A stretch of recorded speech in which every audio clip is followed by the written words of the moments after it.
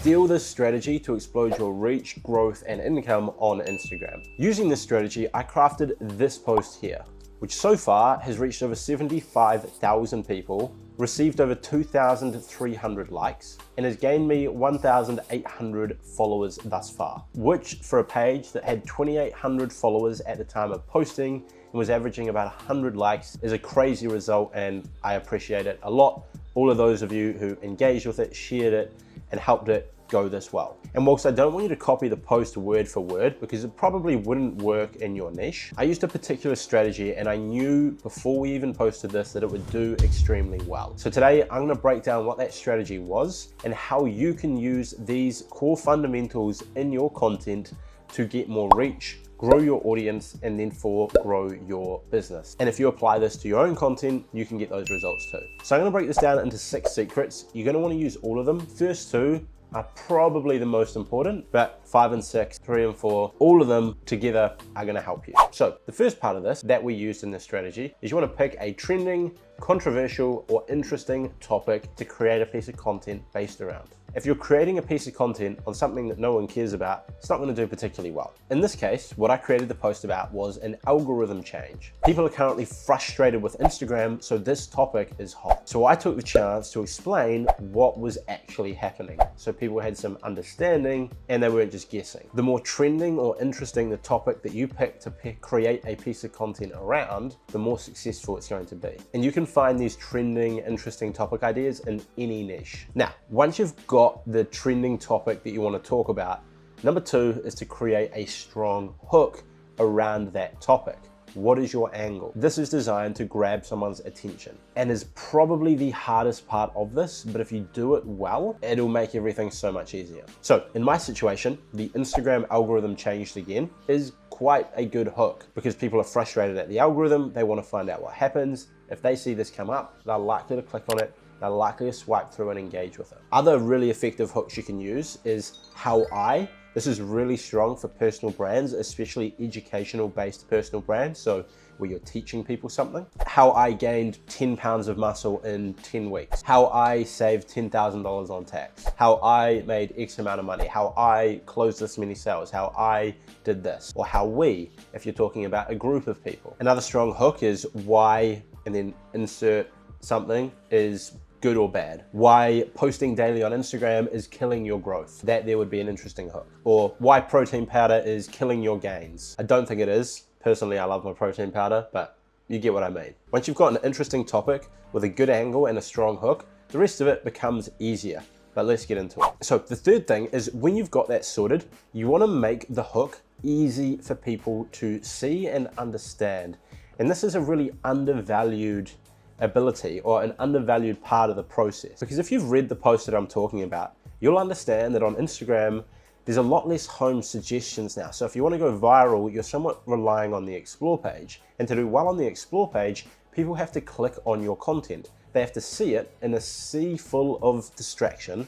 They have to see your little square of content and click on it. So to do so, it has to be bold. The hook has to be easy to see. As you can see in my piece of content, we used a bold font with big lettering and used as few words as possible to get the point across so we could make them as big as possible. This meant that people could see it very easily on the explore page, and if it came up in someone's explore page and they were interested in the algorithm, they were likely to see it, click on it, and then engage with it. You need to do this too. If you fill your first slide of the carousel up with text and no one can read it without clicking on it, no one will click on it. So when it comes to your hook, you want to keep it clear, concise, and simple.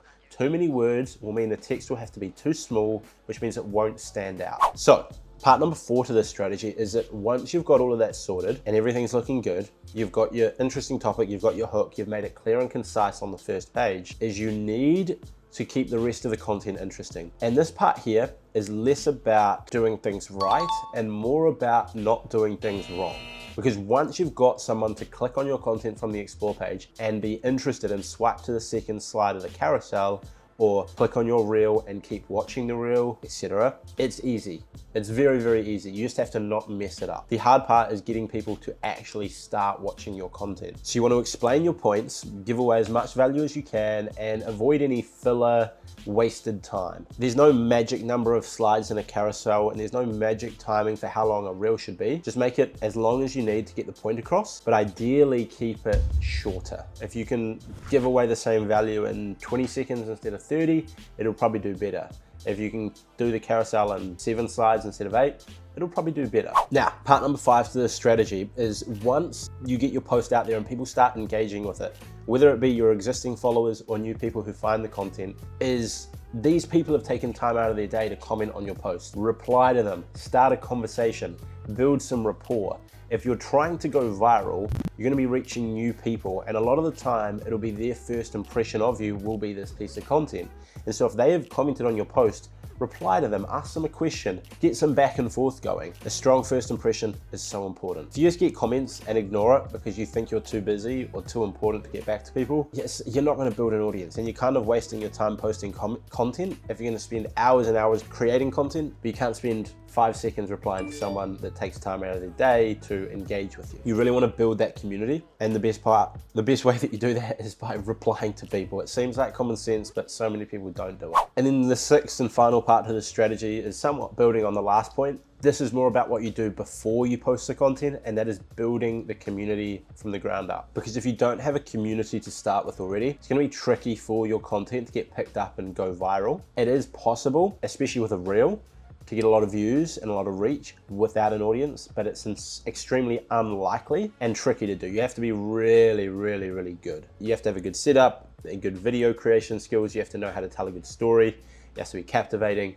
You have to have all of those things, which 99.99% of people don't have. So instead, you're gonna need that core audience of a couple thousand people to follow you, and then at least a couple hundred of them to engage with your content for it to get propelled out there to more people. For this account that I'm talking about in question, we spent 4 months building it about 500 to 600 followers per month through the $1.80 strategy, through consistently posting a good piece of content every single day, targeted hashtags, etc. We grinded that out for 4 months, gaining 5, 6, sometimes 700 followers a month, and built it up to the point of 2,900 followers. None of the content got more than, I think, 200 likes, with the average being about 100, 120. And then because of this, once we'd started building out more of an audience, Instagram had a better idea of who enjoyed the content, who didn't enjoy the content, what content is performing better than other content, and what content should get pushed out to new people. And so because of this, when we did build that audience and then start posting really good content, although I feel like we were doing that from day one, we got really good results because there was that core group of people who could engage with it, who could share it to their friends, who could tag their friends,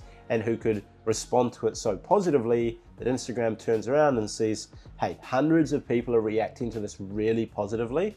Let's push it out to more similar people. And then those similar people reacted to it well because of the steps that I've told you, the first 5. And then they start pushing out to more and more people. And so every single day, this post has brought in a couple hundred followers. And it's been like that since we posted it, which was about a week or so ago. Every single day, there'll be a couple hundred new likes, at least 100 new followers from it. It's going pretty well. But you need to build that core audience first, which comes from grinding out the $1.80, hashtags, quality content, maybe a few collaborations.